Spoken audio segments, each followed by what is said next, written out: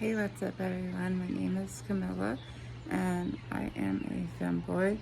I make content on OnlyFans, but that's not what I'm here to talk about today.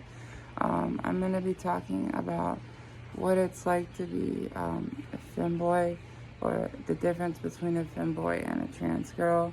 And I had qualified myself as a femboy. I am actually a trans girl, so that means that I was born a boy, but I started taking cross-sex hormones, hormone replacement therapy, about 12 years ago. So I'm 33, and I started socially transitioning in my early 20s and started hormones at 21.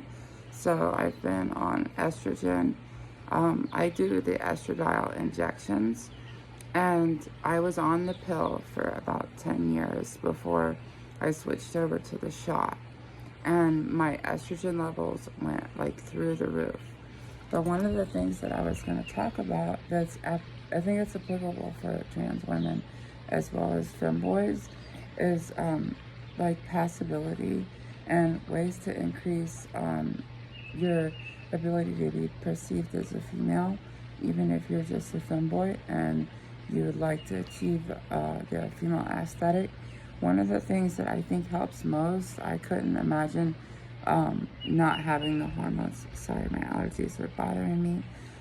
Is that one of the most important things that I can recommend is when you exercise, never only do toning exercises on your arms. So one of the most important things is try to keep your arms, like your forearms, your shoulders. It's an area that you don't really want to work out very much, just because it's masculine. Men have broader shoulders. So if you went through a male puberty, chances are that your ribs and your shoulders and your arms developed more similar to that of a boy. And if you're trying to achieve a femboy look, one of the best things for me was testosterone blockers. I'm in hormone therapy. So I've been on testosterone blockers for 13 years. So a lot of my fat redistribution and muscles have changed. But so the estrogen helps me carry secondary sex characteristics. So that is basically like your boobs or your like my thighs, like carrying more weight in my chest area. I'm not wearing a bra, so this is just all natural. I didn't have an augmentation.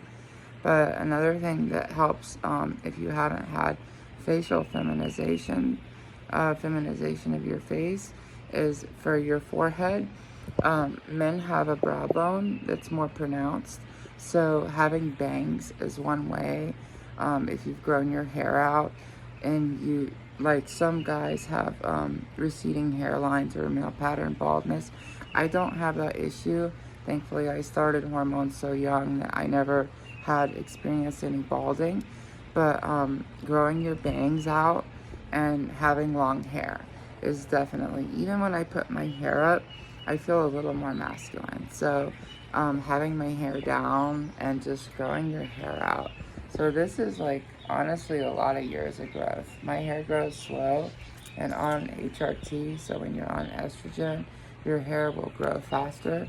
One thing it will not do is stop facial hair growth. So if you grew facial hair during puberty, you're going to have to get laser hair removal if your hair is dark. And if it's like blonde, or if you're older and it's gray, you'll have to have electrolysis. So I don't grow facial hair. I have very little. I have a little bit here, just enough to shave like maybe once a week. I actually am wearing a little makeup, but there's no shadow on my face. So that's one of the most important things, is that getting your facial hair removed. I recommend laser, and if you buy the Groupon packages, that's the most affordable way to get the most laser sessions. I had 9 sessions on my face, so every 6 weeks I would get it's a medium-sized area of the neck and the face, and they would do all that. I actually had a unibrow, and they lasered that off too. That was pretty cool. But another thing that's really important for femboy, even if you're not trans, you're not a girl, but you want to be perceived as one, is the voice. So I can talk down here and have a lot lower voice. I'm kind of forcing it to be as low as I possibly can. But what you want to do, you don't want to talk in falsetto because you'll get really tired and that's exhausting on your vocal cords. But the larynx and your esophagus, this area in here, you'll want to tense up your muscles a little bit. It's like,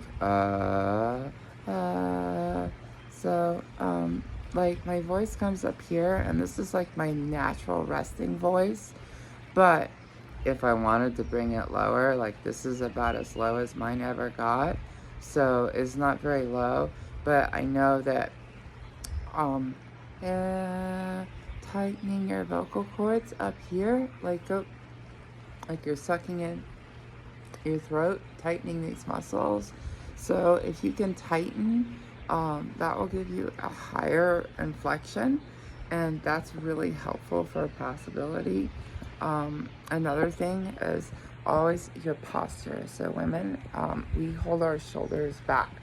So it's important to keep your shoulders pulled back to give you a more possible look, even if it's just for femboy, for cosplay, for fun, for whatever reason that you would like to look more feminine. Hold your shoulders back. Look at the difference. There's me slouching and holding them back. It gives me a much more narrow frame. And the more narrow your frame is, your upper body, the more passable they're gonna be. Another thing is keeping your legs together. That's like a really important thing, and I can't emphasize enough how important it is. Cross your legs. Get used to keeping your legs together. It really helps with your presentation. And then lastly is body language. So with guys, they don't use their hands as much when they're talking, where like even when I switch, like put my phone, my camera in the other hand, I immediately use my hands. And one of the best things about using your hands is it's more feminine. It's a great way to increase your passability, and if you're just wanting to troll people on Omegle and have fun, body language is key. It's really important, and it's really it's necessary. If you're just like this and I'm just talking and I'm not moving, I may look like a girl because I have had facial feminization, and I've had fillers put in my cheeks as well. I've had all my facial hair removed, and I've been on hormones for 12 years. So don't expect to look like 100% female right away. Never compare yourself to a model. Like I was watching the Taylor Swift music video today, and she was born a female. I wasn't. So I'm never gonna have that naturally.